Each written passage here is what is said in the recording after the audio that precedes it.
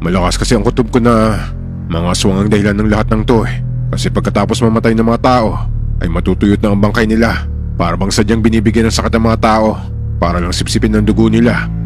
Kung sa ganitong paraan lang ako makakabawi sa mga magulang natin. Sige kuya, tutulungan kita.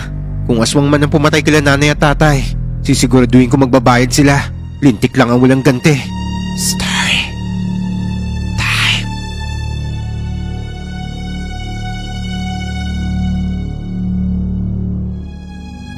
Ako si Teban, 74 years old na ako, taga Samar. Nagpatulong lang ako sa apo ko nito para may kwento ko sa inyo ang karanasan kong to. Pasensya na kung hindi ko nasasabihin ng eksaktong lugar kung saan nangyari to. Para na rin sa katahimikan naman nakatira ron. Dahil sa madalas na pakikinig ng mga kwentong aswang ng apo ko, ay naalala kong karanasan kong to na hindi ko makakalimutan. Nakatira kami noon sa liblib na bahagi ng Samar. Sa sobrang liblib nito ay parang nasa dulo kami ng Pilipinas. Walang source of communication. Makakabalita lang kami kapag bababa kami sa bayan o kaya sa mga kapitbahay naming may debateryang radyo. Wala ring pulis, walang ospital, walang media reporters. Kahit yung produkto ng lugar namin ay pahirapan pang ikalakal sa syudad dahil sa napakahirap na daanan. Ang eskwelahan naman ay napakalayo rin. Kailangan pang tumuwid ng ilog gamit ng bangka at sobrang layong lakaran. Kaya nga grade 5 lang natapos ko eh. At ang ate Leon ako naman ay grade 3 lang. Tapos nag-asawa na nung 16 years old na siya. Ang kuya ko naman na si Kuya Zimo ay grade 3 lang din ang natapos. Kaya naman sobrang hirap ng pamumuhay namin noon. Lalo na't hindi kami nakakaabot ng tulong mula sa gobyerno. Ang pinakamasakit pa, kapag may nagkakasakit sa lugar namin, ay inaasa lang namin sa tambalan o mas kilala na mas marami sa tawag na albularyo. Isa sa mga albularyo sa lugar namin ay ang Tiyo Maning. Sa kanya din natuto si Kuya Zimo sa panggagamot. Bata pa lang kasi kami, ay pangarap na ni Kuya Zimo ang maging tambalan. Kaya nung magbinata siya, ay tinuruan na siya ni Tiyo Maning. Binigyan siya ng orasyong sapin sa katawan o kabalkunat. May orasyong pangontra rin siya sa mga kamandag at lason. Kaya nung maging albularyo si Kuya Zimo, ay ako naging sidekick niya. Itinuro niya sa akin ang kabalkunat at ang orasyong pangontra sa kamandag at lason. Binigyan niya rin ako ng agimat para protection sa masasamang elemento. Gusto pa nga niya akong turuan sa panggagamot eh. Pero ibang pangarap ko.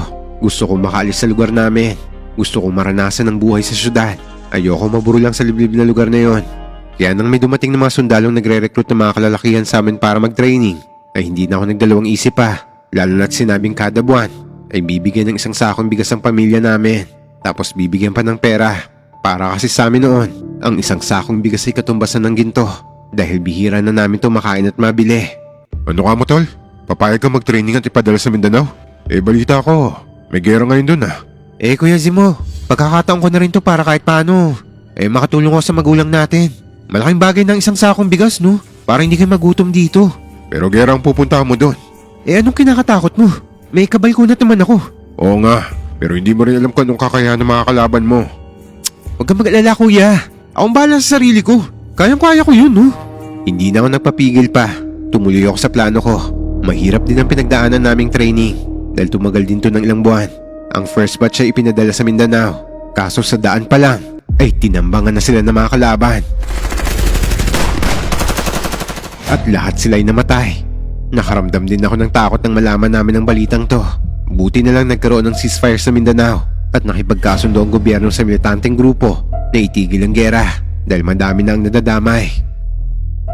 Ito ang dahilan kaya hindi kami na-deploy sa Mindanao. Hinatid na lang nila kami sa bayan namin at ipapatawag na lang daw kapag kailangan pa nila ulit ng tao. Pero may bago na naman ulit ako naging plano nito. Kasama yung naging tropa ko noon sa training. Gusto kong pumunta nito sa Maynila para magkaroon ng mas magandang oportunidad. Kaya ang ginawa namin, nakisakay kami sa sasakyan ng mga militar papuntang Maynila. Tapos nakituloy kami sa kamag-anak niya. Kalaunan na nakapasok ko ng trabaho sa isang pabrika. 5 taon din ako sa Maynila. Sobrang hirap ng buhay pero tiniis ko to. Nag-ipon ako para sa mga magulang ko. Pangarap kasi nila magkaroon ng kalabaw eh. At yun ang gusto kong tuparin. Sa loob ng 5 taon ng pagtatrabaho ko, wala akong balita noon sa kanila. Kaya sabik din ako makauwi noon sa amin. Kaya nang makaipon ako ng sapat para makabili ng kalabaw, ay masaya akong umuwi sa Samar. Dahil masosopresa ko ang mga magulang ko sa ibibigay ko sa kanila. Kaso, ang sumulubong sa akin ay ang luhang si Ate Leona, panganay sa aming magkakapatid. Teban, bakit ngayon ka lang umuwi? Akala namin ikaw na paano ka na? Ate, Hindi rin kasi madali ang buhay sa Maynila.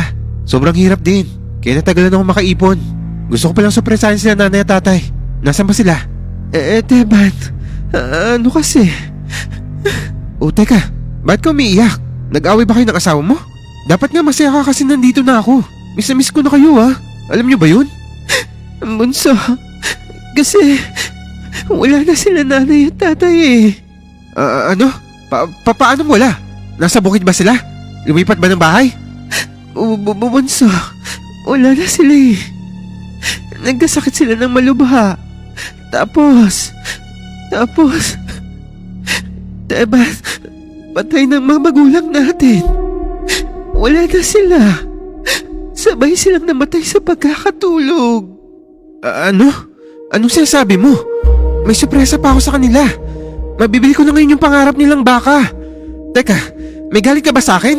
Galit ba kayo sa akin kaya sinasabi mo yan? Nagtatampo ba sila? Kasi hindi ako nakauwi ng 5 taon? Ate Leona naman, wag naman ganito. Para sa inyo rin yung ginagawa ko. Sana nga nagbibiro lang ako. Sana nga bunso. Pero hindi. Wala na sila. Nanginig ang mga tuhod ko nito sa bumungad na balita sa akin. Napaupo ako't napaiyak na lang sa sobrang sama ng loob. Kaya nang sumunod na araw, ay sinamahan ako ni Ate Leona sa puntod ng mga magulang namin. Natatabunan lang to ng lupa at nilagyan ng mga batong galing sa ilog. Walang sementadong puntod dito kasi hindi naman nakakapasok sa lugar namin ang mabibigat na materyales tulad ng semento at mga bakal. Tanging ang kahoy lang na inukitan ng pangalan nila ang nagsilbing tanda na dito sila nilibing. Nay, tay, patawarin niyo ako kung hindi ako nakauwi kagad Gusto ko lang naman na bigyan kayo ng magandang buhay Gusto kong ibigay sa inyo yung pinapangarap niyong kalabaw para hindi na sana kayo mahirapan sa pagsasaka sa bukid.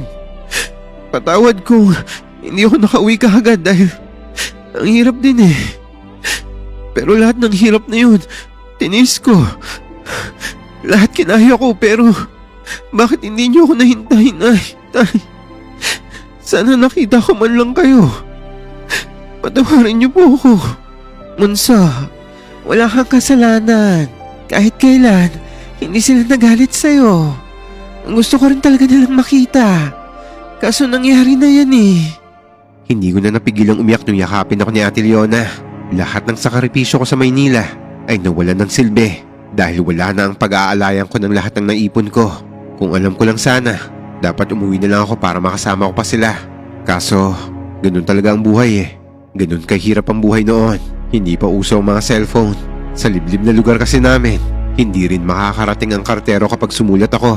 Mabuti na lang dahil nandito si Ate Leona para alalayan ako. Ate, nasan nga pala si Kuya Zimo?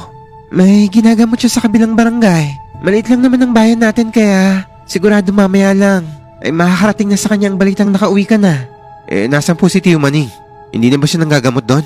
Patay na si Tio Maning bunso. Kaya si Zimo na ang tinatawag nila kapag may sakit ang mga taga doon. Nadagdagan ng lungkot na nararamdaman ko dahil malapit din sa akin si Tio Maning. Marami pang naikwento sa akin si Ate Leona. Kahit ako, nakapagkwento rin sa kanya ng naging buhay ko sa Maynila. Habang nagkukwentuhan kami, ay napansin ko ang isang matandang lalaking matalim ang pagkakatitig sa amin. Ate, kilala mo ba ang matandang yon? Parang kakaibang tingin sa atin Saan? Wala naman Nawala na Umalis na nung magkatinginan kami. Grabe, ilang taon lang ako nawala. Pero parang hindi ko nakilala ang mga taga rito. Ang daming bagong mukha na. Nako Teban, may mga dayo na kasing nakatira sa lugar na to. Dito sila lumipat. Dayo? Ano namang nakita nila sa lugar natin? At dito pa nila gusto tumira? Bukod sa mahirap na ang buhay dito, pahirapan pa makababa sa bayan. Yun nga rin ang gusto kong alamin. Nagulat ako na may biglang magsalta sa likod namin. Kilalang kilala ko ang malalim na boses na yon. Paglingon ko, ay nakita ko nga si Kuya Zimo na nakatingin sa akin. Mabilis akong lumapit at yumakap sa kanya. Medyo pumayat si Kuya Zimo, pero maskulado pa rin ang katawan niya dahil batak sa trabaho sa bukid. Nagsasaka rin kasi siya kapag wala siyang ginagamot. Kuya Zimo, grabe! Namiss kita! Kumusta ka na tol? Ang ganda ng katawan mo Tapos pumuti ka na. Mukhang maganda na ang buhay mo sa Maynila. Sakto lang kuya, mahirap din ang buhay doon. Kailangan mong bilhin lahat. Pinilit ko na nga lang makaipon para kala nanay tatay. Kaso, libingan na lang pala nilang madadatnan ko rito. Kasalanan ko tol. Hindi ko sila napagaling Kung ibang tao nagagamot ko, Pero mga magulang natin, hindi ko man lang nagawang pagalingin. Tama na nga kayo. Walang may kasalanan sa pagkamatay nila. Sadyang hanggang doon na lang talaga siguro ang buhay nila nanay at tatay. Kung nakikita pa nila kayo ngayon, ay tiyak na malulungkot din sila sa langit. Nakakalungkot naman talaga kasi. Nay, tay, eto ng bunso nyo. Nakabalik na. Kaya sana, maging masaya na kayo dyan sa kabilang buhay. Itutuloy ko pa rin yung sorpresa ko sa kanila, kuya. Bibili pa rin ako ng kalabaw. Tiyak na mas magiging masaya sila sa langit. Oh, tama na yan. Kaya tama na rin ang dramahan yung dalawa. Umuwi na tayo kasi baka maabutan pa tayo rito ng dilim. Pag uwi namin, nagpakatay naman ako si Ate Leona sa asawa niya. At ito ang inulam namin. Hindi muna rin umuwi si Kuya Zimo ng gabing to. Kaya nagsama-sama kami magkakapatid. Tamang kwentuhan lang habang inaalala ang buhay namin ng mga bata pa kami. Si Ate Leona at ang pamilya niya ang nakatira sa dati naming bahay. Si Kuya Zimo naman ay nagtayo ng bahay sa lupang sakahan niya. Bala kong sa kanya na rin ibigay ang bibilin kong kalabaw na para sana kila tatay. Matapos kumain at makipagkwentuhan, ay tumambay pa kami ni Kuya Zimo sa silong ng mangga. Dati ay may papagtong pahingahan, pero ngayon ay isang mahabang upuan na lang nagawa sa kahoy ang nandito. Kuya, ikaw na rin pala nang gagamot sa barangay nila Tio Maning? Oo, tol. Nung nabubuhay pa kasi si Tio, ay binili niya sa akin na ako ang susunod sa yapak niya. Wala naman siyang anak kaya wala siyang ibang matuturuan kundi ako lang. Huwag ka lang sana magaya kay Tio na hindi na nagkaroon ng sariling pamilya niya. Wala pa rin sa isip ko yan, tol. Nga pala, kumusta na ang gimat mo? Nagagamit mo pa rin ba? Nadedebosyonan mo pa rin ba yan? Balita ko pa naman ay maraming loko-loko sa Maynila. Oh, nasa akin pa rin ang gimat. Pero matagal ko nang hindi nabebendisyonan yun eh. O sige, ibigay mo sa akin at bubuhayin ko para magkaroon ulit ng bisa. Yung mga orasyong tinuro ko, kabisado mo pa rin ba? Oo naman kuya, gamit na gamit ko nga ang kabal na kunat eh. Dahil madami talagang loko-loko sa tinitira namin doon sa Maynila. Kaya dapat, hindi mo rin pinabayaan ang gimat mo. Lagi mo kargahan ng pondo yan. Oo kuya, pero maiba tayo. Bakit parang ang daming bagong mukha rito sa lugar natin? May mga bagong salta nga rito at nakikisaka sila. Balita ko, galing daw sila sa Mindanao. Nagsawa na siguro sa gera doon, kaya piniling tumira rito. Tahimik naman sila at masipag magsaka. Bira nga lang makisalamuha sa mga taga rito. Mabuti naman kung ganun. Kaso, ibang kutob ko sa kanila eh. Kakaibang dating nila. Ang talim nga nila kung makatingin sa akin eh. Napansin mo rin pala yan. Kakaiba nga talaga. Kasi nung dumating sila dito, sunod-sunod na nagkakasakit. Buti na aagapan ko yung iba. Pero yung iba tulad nila nanay at tatay, hindi ko na nagawang pagalingin pa. Baka naman nagkataon lang. Pero nakakabahala na nga ang bilang ng mga namamatay dito. Yun na nga eh. Sumasakit lang naman ng ulot katawan nila. Tapos may kasamang panginginig. Tapos isang araw lang, mabawian na ng buhay. Sa dami ba naman nagkakasakit, hindi lahat ay kaya kong gamutin. Grabe, anong klaseng epidemya kaya yan? Epidemya nga ba? O sadyang may gusto lang pumatay sa mga tao rito? Kaya ngayon, nag-aaralan ko pa ang lahat kung saan nagmula ang sakit na yan. Pero malakas ang pakaramdam ko na may kinalaman to sa mga dayo rito. Napabuntong hininga si Kuya Zimo. Ramdam ko yung bigat ng obligasyong nakaatang sa kanya. Lalo na ngayong wala na si Tio Maning. Alam ko ring malakas talaga ang pakaramdam niya sa ganito. Kaya naniniwala ako sa kanya. Anong balak mong gawin, Kuya Zimo? Kailangan ko ang tulong mo, tol. Kung pwede sana, huwag ka munang bumalik sa Maynila. Malakas kasi ang kutob ko na mga aswang ang dahilan ng lahat ng to eh. Kasi pagkatapos mamatay ng mga tao, ay matutuyot na ang bangkay nila. Para bang sadyang binibigyan ng sakit ng mga tao para lang sipsipin ng dugo nila. Kung sa ganitong paraan lang ako makakabawi sa mga magulang natin. Sige kuya, tutulungan kita. Kung aswang man ang pumatay kila nanay at tatay, sisiguraduhin ko magbabayad sila. Lintik lang ang walang ganti. Teka, natatanda mo ba bang lahat ng tinuro ko sa'yo noon? Yung panggagamot at mga orasyon? Oo naman kuya, hindi ko man nagamit sa Maynila yun pero nasa isip ko pa naman ang lahat ng kaalamang tinuro mo sa akin. Kung ganon, ikaw na munang bahala dito sa barangay natin. Doon ako sa kabilang barangay manggagamot. Magmanman ka rin sa paligid para makakuha ng impormasyon sa kung anong epidemyang kumakalat sa lugar natin. Oo sige kuya. Kinabukasan ay bumalik na si Kuya Zimo sa kabilang barangay. Naiwan naman ako sa bahay ni Ate Leona. Lumabas din ako para makipag-usap sa mga dating kakilala ko. Nalaman kong pati mga hayop ay nagkakamatayan din pala rito. Hayop, tao, bata o matanda. Wala raw patawad kung sino man ang may gawa nun. Dahil sa isa-isang pagkakamatay ng mga tao at hayop sa lugar namin, ay dito ko talaga nakita ang halaga ng albularyong tulad ni Kuya Zimo sa lugar namin. Siya lang kasi ang inaasahan ng mga tao rito. Naku Teban, nakakatakot na talaga ang epidemyang yan. Sunod-sunod na ang namamatay. Kahit nga ang mga kalabaw ganun din. Kaya ang payo ko sa'yo bunso, Huwag ka munang bumili ng kalabaw ngayon. Sayang lang kasi kapag namatay. Bakit? May namatay na naman ba? Meron na namang may sakit. Pinatatawag nga si Zimu Kaso nasa kabilang barangay naman siya. Ate Leona, subukan ko na rin kayo manggamot. Total naman, nasa akin pa rin ang mga aral na tinuro ni Kuya Zimu noon Wala namang mawawala kang susubukan mo. Pumunta ka na lang sa bahay ni Lolo Masong. Yung asawa niya yung may sakit. Nag-aagaw buhay na raw yun. Oo, sige ate. Punta ka muna. Baka sakali maisalba ko pa yung buhay niya Pagdating sa bahay ng mga to, ay nakita ko kagad na namimilipit sa sakit ng ulo ang asawa ni Lolo Masong. Nagsusuka rin to at panay kamot sa katawan. Halatang hinang-hina na to. Lolo Masong, kailan pa po nagkaganyan si Lola? Kaninang umaga, maayos pa naman ang pakiramdam niya. Nagwawalis lang siya dyan sa labas Nung una, sabi niya makatiraw ang braso niya. Tapos parang namamanhid na. Hanggang sa yan na ang nangyari sa kanya. Wala po ba siyang nakain? Kasi parang nalason si Lola Wala naman. Teka, ano tong nasa braso ni Lola? Parang natuyong dagta. Ayan nga ang hindi ko alam. Wala namang punong may dagta rito sa amin. Sinubukan kong hawakan ng braso nitong may dagta. Medyo natutuyo na to sa braso ng matanda. Pero nang mahaplos ko to, ay nangati ang palad ng pinanghawak ko rito. Dito ko naisip na mukhang dito galing ang pangangati ng matanda. Pinakiramdaman ko pa ang sarili ko. Talagang kumakati siya. At kapag kinamot ay lumalala. Agad ako humingi ng isang basong tubig kay Lolo Masong. Umusal ako ng orasyong pangontra sa lason. At pagkatapos ay inihip ko to sa tubig. Agad ko tong ininom para makontra ang lason. Umusal pa ako ng orasyon at inihip naman sa bunbunan ng matandang babae. Pagkatapos ay humingi ulit ako ng isang basong tubig para orasyonan yon. At pagkatapos ay ipinainom ko to sa matanda. Lolo Masong, sigurado na ako. Nalason po ang asawa nyo. Sa dagtang yan nanggagaling ang lason. Sigurado ka ba, Teban? Opo, Lolo. Nangati ang kamay ko nung haplusin ko ang dagtang nasa braso niya Kahit tuyo na, may konting epekto pa rin sa akin Diyos ka, sino naman ang magpapahid ng dagta sa asawa ko? Tsaka, paano natin makukontra ang lason sa katawan niya? Inorasyonan ko po yung tubig na pinainom ko sa kanya. Teka po, kumuha po kayo ng planggana at lagyan niyo po ng maligamgam na tubig. Agad naman kumuha si Lolo Masong. Medyo kumalma na ang pagsusuka ng matandang babae nang mapainom ko ng tubig na inorasyonan ko yon. Pagbalik ni Lolo Masong, ay dala na nito ang plangganang may tubig. Ginamit ko to para hugasan ng dagta sa braso ng matanda.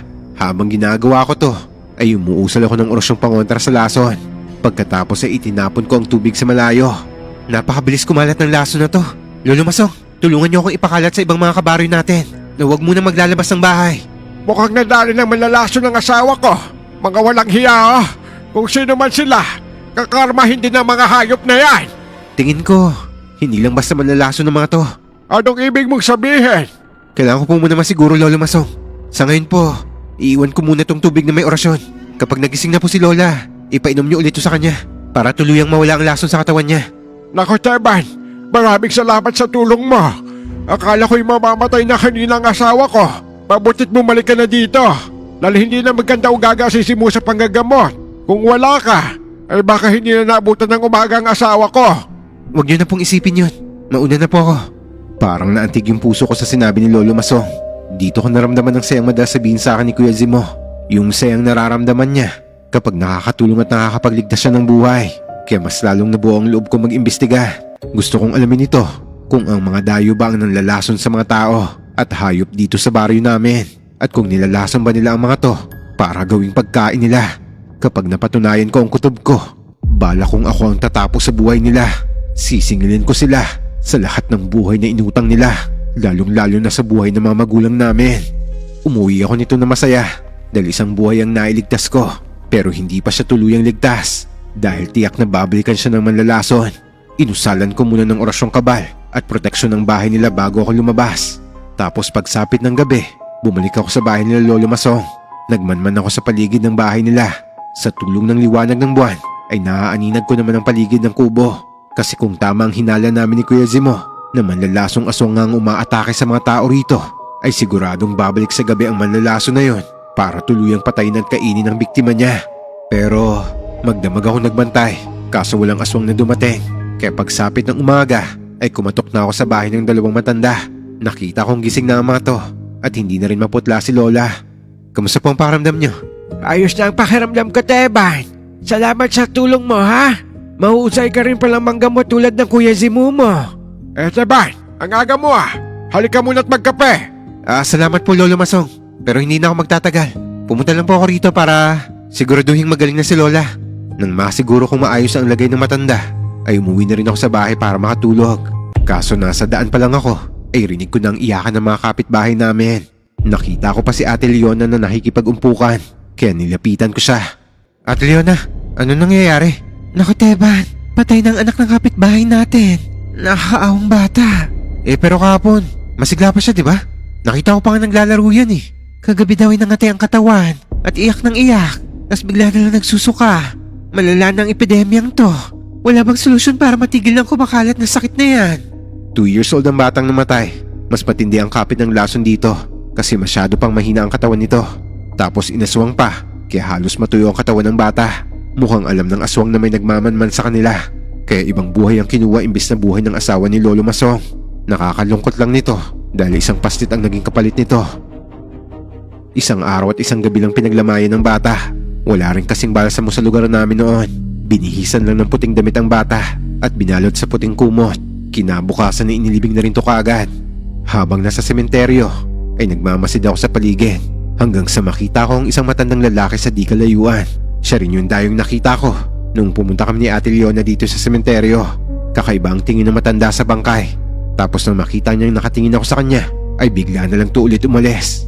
Pasimple ko nilagyan ng baon ng nyugang ibabaw ng libingan ng bata para maging tanda ko. Tapos tinabunan ko ng lupa para hindi halata.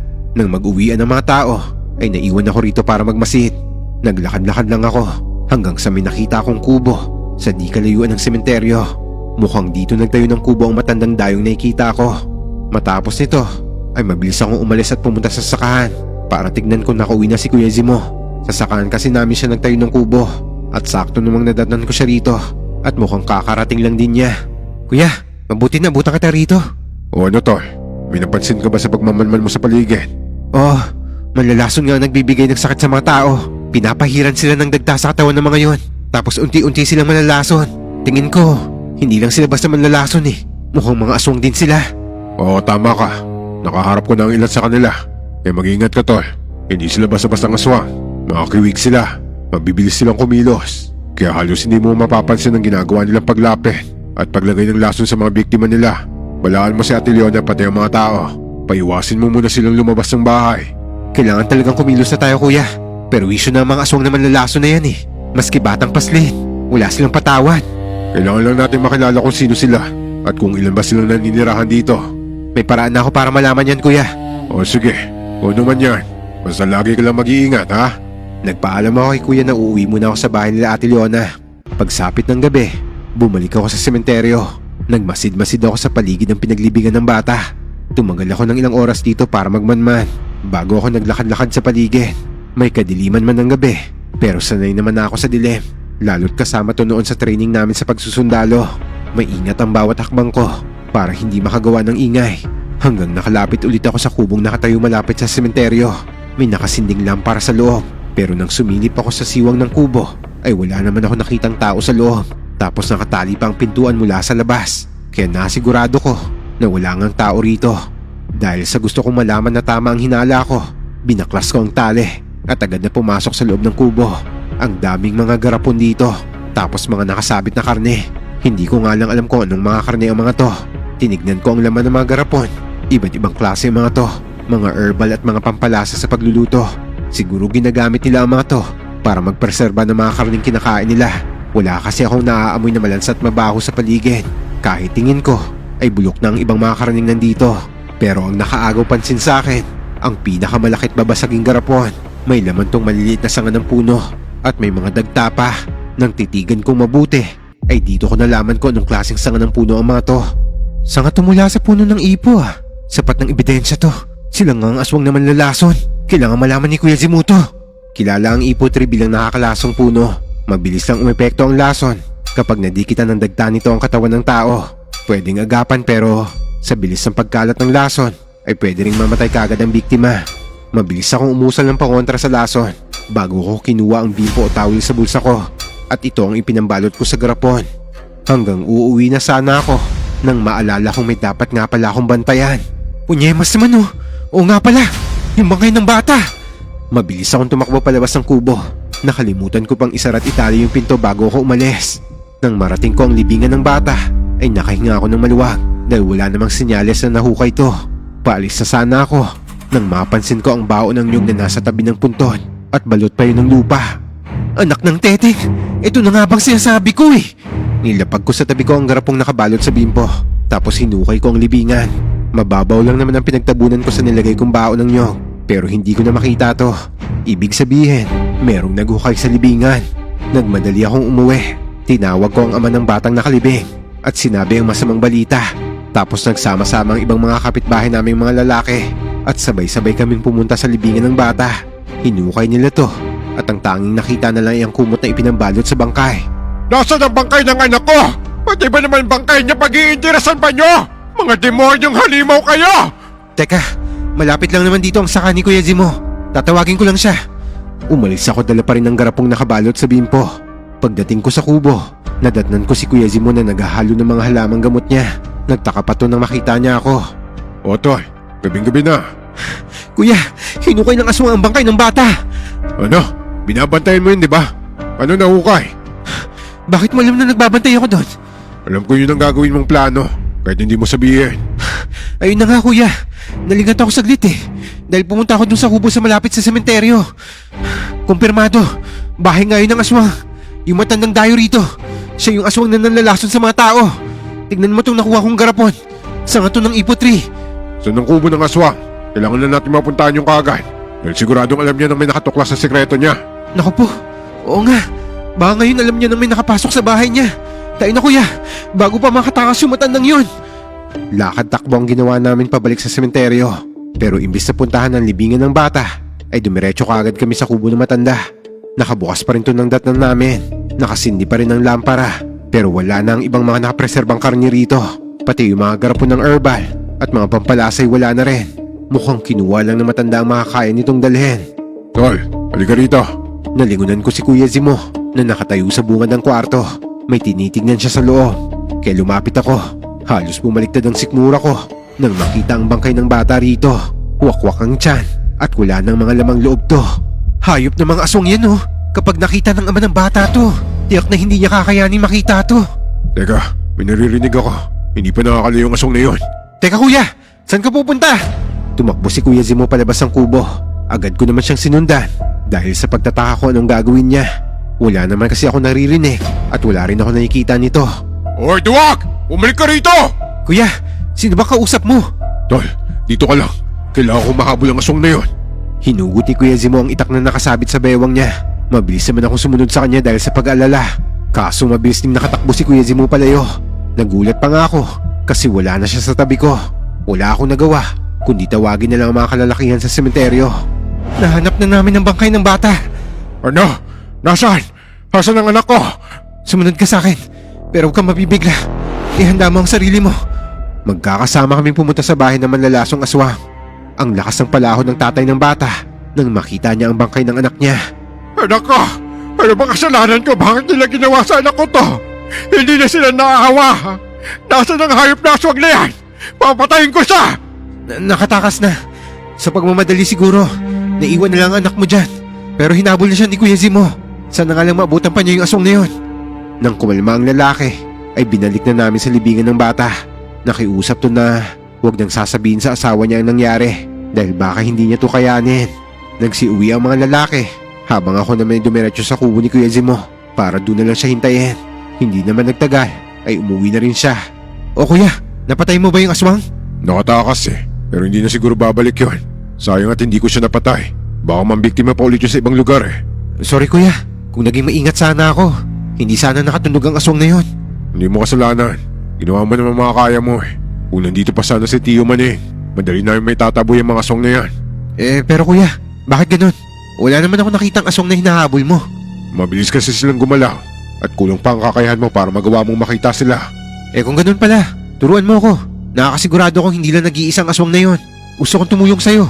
O sige, dito ko na muna matulog. Bukas sasanayin kita. Nang mga sumunod na araw, ay naging tahimik ang baryo namin. Walang nabiktima ng mga aswang.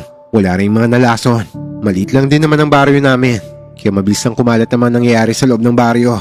Hanggang nakapagsanay kami ni Kuya Zimo sa loob ng ilang araw. Kahit paano, ay nakakabisado ko na ang mga orasyong pinakabisado niya sa akin. Nagpalakas din ako ng espiritual na enerhiya.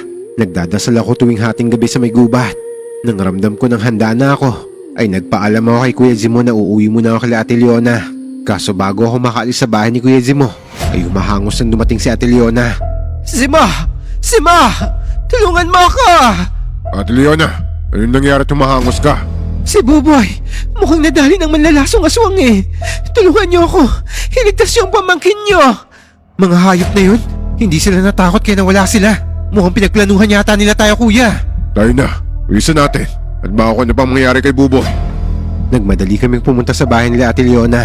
Si Kuya Zimo ang gumamot sa anak niya, habang ako inutusan niyang puntahan si Kapitan para ipaalam ang nangyayari. Kailangan namin magronda sa paligid dahil baka may iba pang pinaplano pa ang mga aswang. Sinabi ko na rin kay Kapitan ang tungkol sa mga manlalason. Naniwala naman siya sa akin dahil kilala naman niya ako at ang angka namin. Lalo na't si Kuya Zimo ang sumunod na tambalan sa lugar namin. Habang nagro-ronda kami, ay nakasalubong namin ang grupo ng mga kalalakihan at mga taga-kabilang barangay ang mga to. At mukhang si Kuya Zimo ang pakay nila. Mawalang galang na po. Saan po ba ang bahay ni Zimo dito na tambalan? Bakit? Anong kailangan nyo kay Kuya Zimo? Umatake ang mga kiwig sa barangay namin eh. Mga agresibo na sila ngayon kumpara noon. Sunod-sunod na nagkakasakit at lantaran na sila ng bibiktima. Hindi na nila hinihintay na malibing ang mga patay bago nila wakwakin at kuhain ang lamang loob nun. Wala na silang takot. Ay, Diyos ko. Nilaso nila yung pamangkin namin kaya ginagamot ngayon ni Kuya Zimo yun. Pero hali kayo, sasamahan ko kayo sa bahay ng kapatid ko. Gusto kong ako na sana ang pumunta nito sa kabilang barangay. Kaso wala pa akong karanasan sa pakikipaglaban sa mga aswang. Kaya pinuntahan ko na lang si Kuya Zimo. Ako na ang gumamot sa anak ni Ate Leona. Habang si Kuya Zimo ay sumama sa mga lalaki papunta sa kabilang barangay. Mabuti na lang dahil malakas din ang resistensya ni Kuya Zimo. Kaya kahit halos wala ng pahinga, ay malakas pa rin siya. Protektado rin kasi siya ng mga agimat at orasyon. Pagkalis ni Kuya, ay hinarap ko naman ang panggagamot kay Buboy. Ginawa ko ang itinuro sa akin ni Kuya Zimo.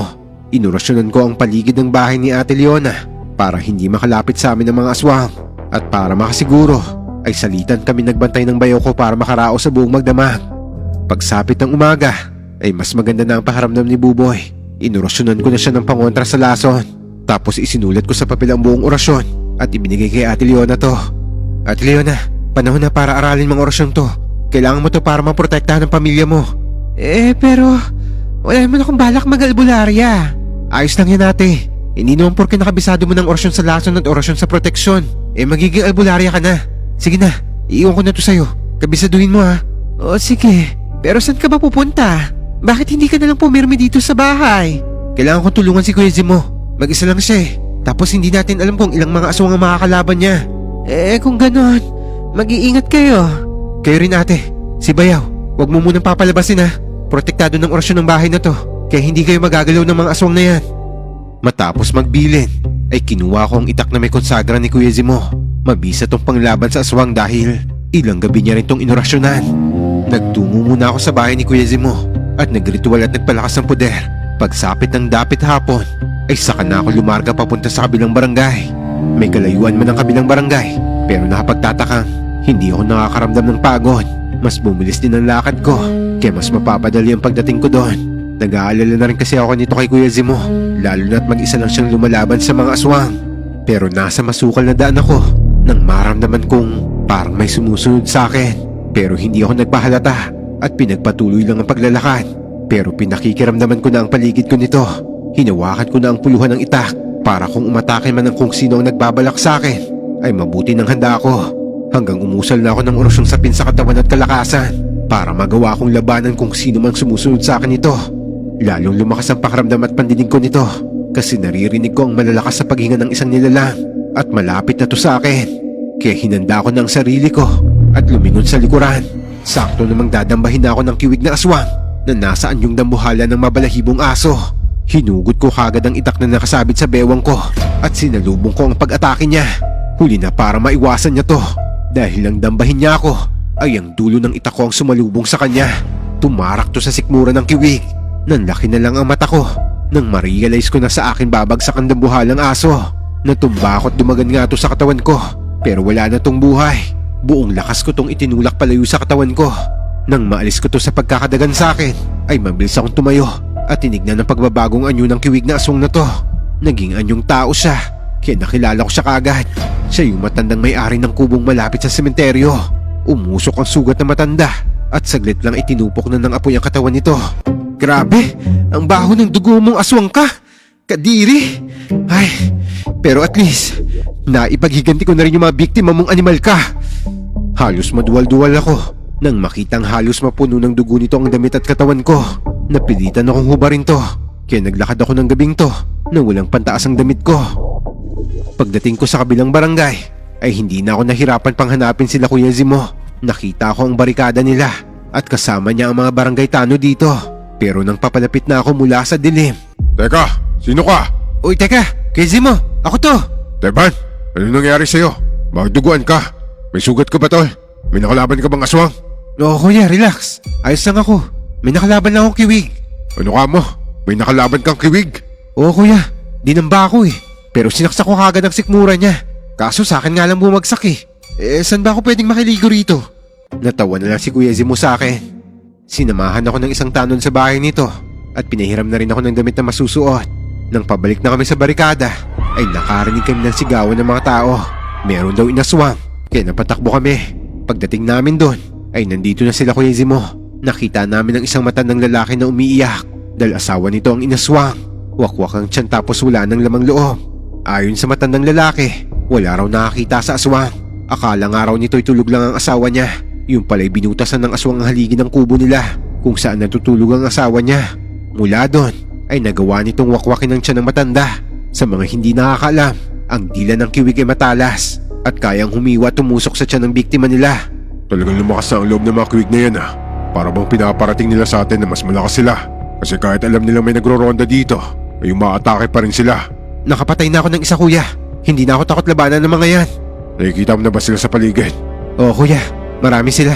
At hindi sila mapirmi sa iisang lugar. Ang bibilis ng kilos nila. Gawain nila yan para hindi sila makita ng tao. Kung hindi mo kayang sabayan ng bilis nila, hindi mo talaga sila makikita. Kaya pala hindi ko sila nakita noon. Huwag kang magpahalata. Hayaan mong isipin nila na ordinaryong tao lang tayo. Sige, Kuya. Buti sinabi mo. Hindi ako nagpahalata na nakikita ko mula sa malayo ang mga kiwig na nakamasid sa amin. Kailangan namin pagplanuhan ni Kuya ang dapat gawin para matapos ang paghihirap ng mga kabaryo namin. Teka lang, tol. Bakit ka pala pumunta rito? Sino na nagbabantay sa kabilang barangay? Nag-aalala kasi ako sa'yo, Kuya eh. Alam kong marami kang makakalaban dito eh. Ano ka ba? Mabuti na yung magkahiwalay tayo para nababantayin natin ng pareho ang barangay. Oo, sige. Babalik na lang ako dun pagsikat ng araw. Mukhang ilang oras lang naman at mag-uumaga na. Kailangan na natin silang tapusin dahil dumadami nang namamatay. Pinag-aaralan ko lang ang kahinaan nila. Mahirap kung padalos-dalos tayo dahil hindi rin naman basta-basta makakalaban natin. May punto si Kuya Zimo nito. Mahirap mang padalos-dalos dahil kapag kaming dalawa na ang napatay ng mga aswang, lalong wala nang tutulong sa mga tao.